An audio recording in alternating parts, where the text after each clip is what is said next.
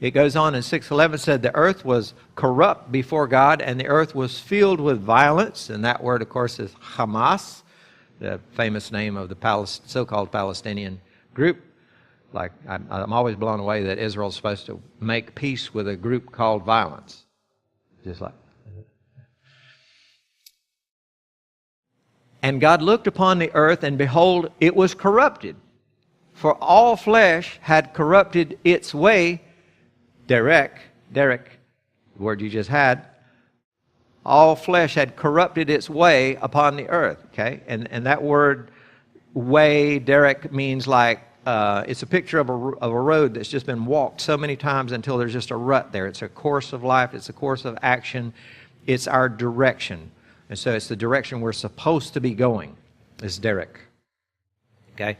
The problem is, so when we look at the problem here, listen, you know what's coming. This is the story of Noah, right? You know what's coming.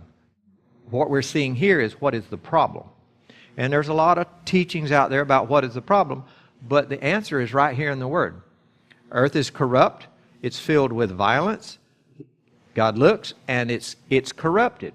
All flesh, who done the corrupting? Flesh did. Humans did.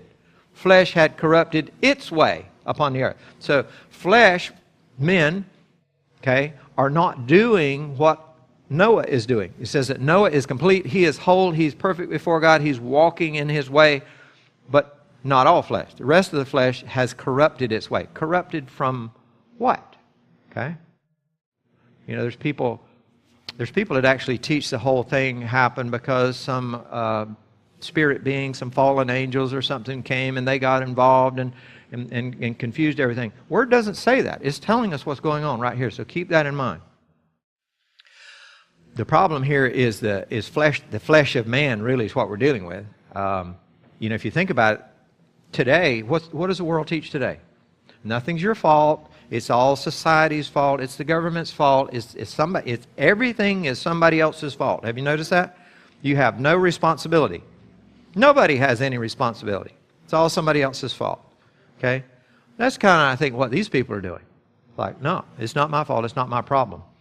And so young people have been taught that today in school and in society, and it doesn't work well because once you remove your hand and just blame everything on everybody else, then you just, you know, you end up being a basket case because you don't know how to pick yourself up and go forward. We have to learn to take responsibility, and that's what the Bible really is about, the Torah is about. But we have a little bit of a problem here. What happened to it was all made very good? Something happened. Let's take a look. Genesis 1:31 says, God saw everything that He had made, and behold, it was very good. And even in the morning on the sixth day, everything was made, and it was good. And God looked upon the earth, and behold, it was corrupted. There's an interesting thing happens here in this Torah portion. The word good between Genesis 1 and Genesis 6 is used 16 times. All the way up to Parsha, or the portion about Noah. The word good does not appear in this whole section. In Parsha, it does not appear. There will be another word that we're going to see that has not been used up to this point that starts being used right here. We're going to talk about that later on. But it suddenly appears 8 times in this portion, and it hadn't appeared before. So you can think about what it might be. So things kind of shift here. It goes from things are good, something replaces good, and it's not evil. It's not just good and evil. I don't want you to think that. But we're going to do a little research here and see what's going on. And the first thing we see, again, is that it was very good. That's the way God created it. He said, this was good, this was good, this was good. He gets all done, and He said, it's very good. So the complete whole was very good. The individual parts were good. Complete, it was very good. It's God's completion. And now it's corrupted. So what was good has been brought down, right? That's basically what's happening. So it's no longer good. Something that's corrupted, you can make some dough or some food or whatever and forget and leave it out. It could have been really, I was like, this is just really good. And you come back 2 days later and like, uh-oh, I forgot I left that out. Now it's corrupted, right? It's no longer very good. It's like, no, that's not good. You need to get rid of that. So that's sort of what we're looking at. Look at the next verse. And God said to Noah, I will bring an end to all flesh, for the earth is filled with violence through them. We can see where the problem's coming from, right? And behold, I will destroy them with the earth.